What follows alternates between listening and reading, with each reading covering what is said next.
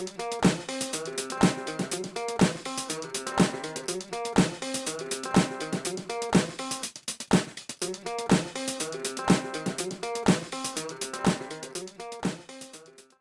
때 말씀을 드렸어야 되는데 왜 갑자기 러시아야? 제가 이제 발리에서 다양한 나라의 다양한 친구들을 많이 만났어요.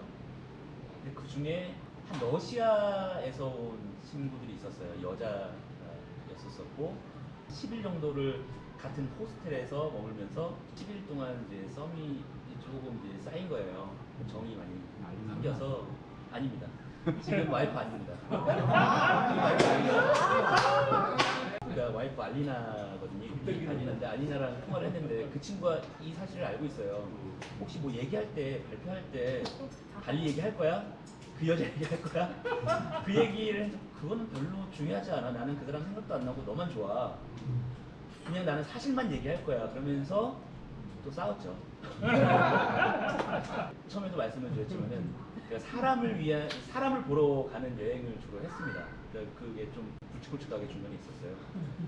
원래는 이제 동남아를 쭉 따라서 뭐 서아시아 그다음에 유럽을 갔으면 됐는데 그 친구한테 그랬죠.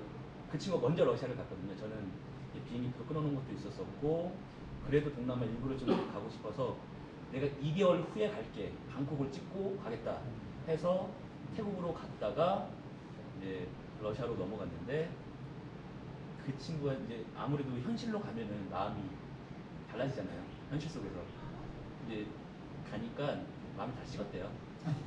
그래서 뭐 어쩔 수 있어요. 러시아를 갈 때는 그 친구 만나러 간 건데. 그렇죠. 좀 보였습니다. 마음이 이제 변했답니다. 그래서 제가 어떻게 붙잡을 수는 없잖아요. 알겠어 했는데 그 친구의 친구들이랑 어떻게 친해져서 한 또 2개월을 그냥 또 있었죠. 그 한 도시에. 옴스크라는 도시인데요. 옴스크가 시베리아, 러시아의 중앙에서 살짝 서쪽에 있는 한 100에서 150 사이 되는 150만 사이 되는 인구를 갖고 있는 도시입니다.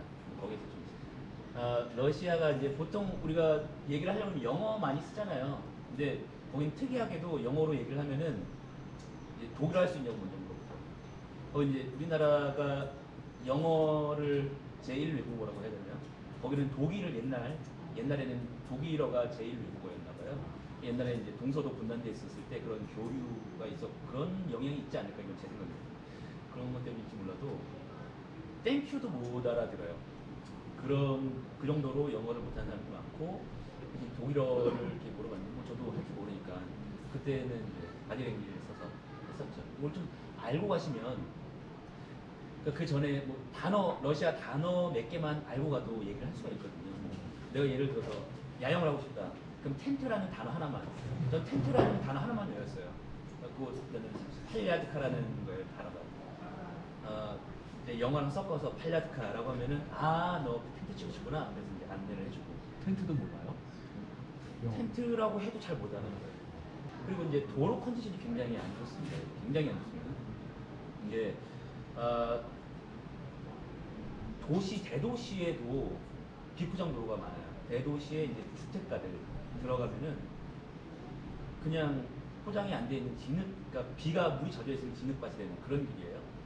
그리고 포장을 한 몇십 년 전에 한 것 같은 그런 길인데 땅 파져 있는 깊이가 한 50cm, 30cm 이 정도. 보수를 안 합니다. 그리고 이제 그래도 큰 길들은 보수를 하는데 그 길 보고서 이제 아스팔트 다시 까는 모습을 굉장히 자주 많이 봤습니다. 저는. 사람들의 성향이 이제 여행자에게는 굉장히 중요한 부분인 것 같아요.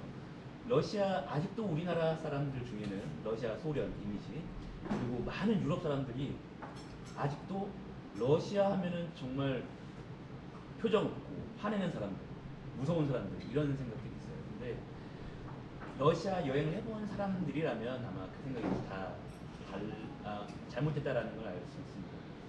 표정은 정말 무표정이에요. 그런데 말을 해보면 표정이 확 바뀌고 굉장히 친절합니다. 근데 제가 자전거 여행자라서 그럴 수도 있어요. 자전거 여행자한테 특히나 더 잘해주고요. 그 사람들이 자기가 못해서 그런 건가. 땅덩어리가 크잖아요. 어떻게 우리 이렇게 큰 나라를 여행을 할 수가 있어? 이런 생각이 기본적으로 깔려있고. 그래서 너 존경한다, 자랑스럽다. 그러면 자기 집으로 이렇게 초대를 해주기도 하고.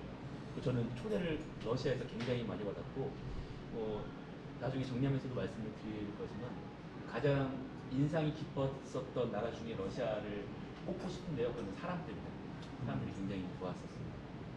그러니까 뭐 성향이 보수적이에요. 우리나라랑 굉장히 비슷한 부분이 많습니다. 예의 굉장히 중요하고요. 의리 같은 거, 뭐 러시아 있잖아요. 불곰 형님들의 의리도 좋고, 그리고 단적인 예로 밤에 휘파람 불지 말아라. 얘는 뭐 돈 나간다. 우리는 뭐 이렇게 그런 거 있잖아요. 그런 비슷한 부분들도 있더라고요. 그리고 뭐 주도도 우리랑 비슷한 주도가 있고 그런 부분이 있어요. 아 그리고 혹시나 이제 러시아 가셨을 때 숙소를 잡으시려고 했었을 때 뭐 좋은 호텔들도 있지만은 그 아파트가 굉장히 많고요. 그 아파트가 저렴하게 나왔습니다. 꽤 좋아요. 그 방이 넓게 있고 침대가 있고 주방이 따로 있고 화장실이 있는 게 우리나라 돈으로 1박에 2만 원 이하에 살 수 있기 때문에 혹시 여행 가서 아 나는 뭐 캠핑하기 싫어 도시 그리고 또 도시를 지난다고 하면은 뭐 부킹닷컴이라든지 뭐 아고다 아니면은 에어비앤비에서 그걸 찾을 수가 있거든요. 그래서 아파트로 가시는 거를 추천드립니다. 보통 그 사람들 만나는 게 한 300에서 500km 사이에 이렇게 한 도시씩 가면은 그 전에는 야영을 하잖아요. 그리고 또 마침 계절이 이제 비가 오기 막 시작할 때라서 구름이 많이 끼고 이제 그 솔라 패널도 활용을 잘 못할 때였습니다. 핸드폰도 써야 되고 충전도 해야 되고 빨래도 많이 쌓이고 그랬을 때마다 이제 그 친구들 집에서 이제 지낼 수가 있었었죠. 그래서 만약에 여행하신다면은 아마 직접 겪으실 거예요. 어떻게 그 사람들이 대할지 굉장히 존경의 눈빛으로 바라봅니다. 우리나라 국도 정도라고 생각을 하시면 될 것 같고요. 그리고 여기는 또 대륙이 넓다 보니까 큰 트럭들이 많이 가요. 위험하죠. 배려해줘요 자전거를. 네, 피해서 가요. 아. 러시아가 의외로 피해서 가고 빵빵을 해요. 근데 트럭 빵빵은 깜짝 놀라잖아요. 근데 그게 어떤 위협을 주는 게 아니라 응원 그게 느껴져요. 빵빵 뭐 예를 들어서 우리나라 옛날에 빵빵 빵빵빵 뭐 이런 느낌으로 해주고 그걸 피해서 가고 그 사람들이 차에 내려서 나도 자전거 좋아해 그래서 과일도 사주고 뭐 이런 경우도 있어요. 그리고 또 땅이 넓잖아요. 저는 며칠 동안 갈 거를 그 사람들은 뭐 한 며칠 사이 이렇게 왔다 갔다 하니까 아마도 저를 많이 봤을 겁니다. 한 사람이 이렇게 만난 사람이 있어요. 나 어저께 너 봤는데 나 오늘은 어저께 집에 갔다가 또 어디 가는 길인데 너 또 있네? 그러면서 살라미라고 햄처럼 생긴 게 있잖아요. 마른 짠 거. 이게 좋은 게 이제 오랫동안 두고 먹을 수 있어요. 이런 걸 다 꺼내주더라고요. 아 우리 지금 피크닉 가고 있는데 너 먹어. 빵이랑 그 사람은 오토바이 타는 사람입니다. 막 다 주는 거예요. 배려를 해줍니다. 근데 물론 뭐 안 좋은 사람도 있죠. 내 주위에. 사람 봐가면서 그러는 거 아니에요? 저는 그럴 수도 있다고 생각합니다. 그래서 가능하면 너무 후질그레하게 입고 다니지 말고 그리고 또 너무 왜소하지도 말자. 왜냐면은 사람들이 좀 그럴 수 있다라는 생각을 저는 계속 했어요. 카잔이라는 도시가 있어요. 카잔. 러시아에서 3대 아름다운 도시 하면은 페테르부르크랑 그리고 모스코, 그다음 카잔. 그러니까 1등은 세인트페테르부르크고요. 모스코랑 카잔이랑 뭐 2등, 3등을 한다는데 이제 카잔을 지나갔거든요. 거기도 저 모스코에 크렘린 궁 있잖아요. 크렘린이 어떤 그 성벽이라는 의미래요.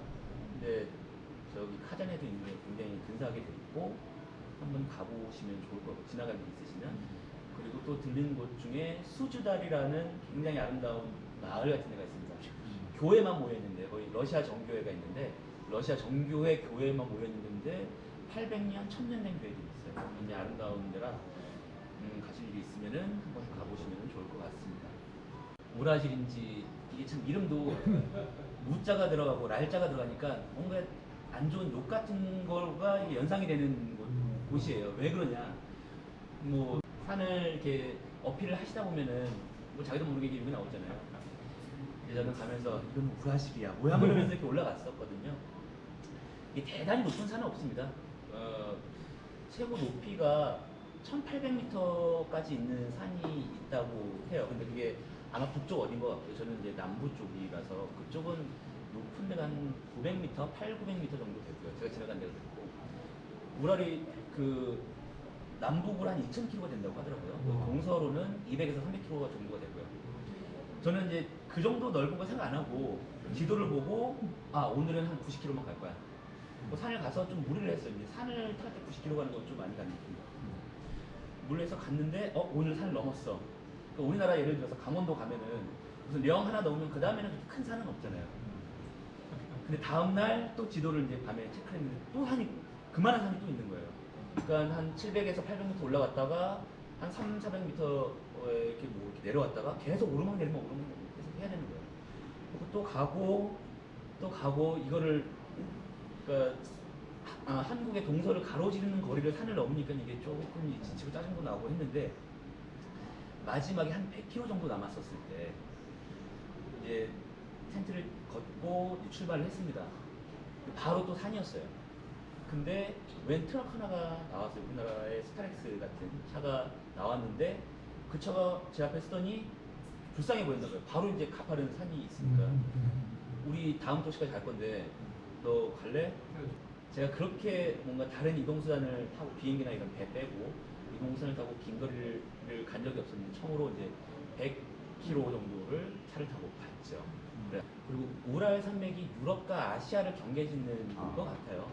그래서 제가 지나간 데도 여기 탑인데 여기에 에우로파라고 적혀있는 거고요. 여기는 아세아라고 적혀있는데 아시아, 이 반대편은 유럽이라고 적혀있는 거예요. 그 탑을 기준으로 유럽과 아시아를 나누고 저 윗길도 그 우랄 산맥을 지나가면은 요거랑 거의 비슷한 탑들이 있는 것 같더라고요.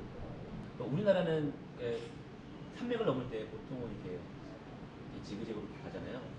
여기는 그래도 우리나라보다는 좀 완만한가 봐요. 그래서 막 지그재그로는 안 가는데 대신 그거를 일자로 하다 보니까 경사도는 똑같아요. 한 6에서 10도 정도.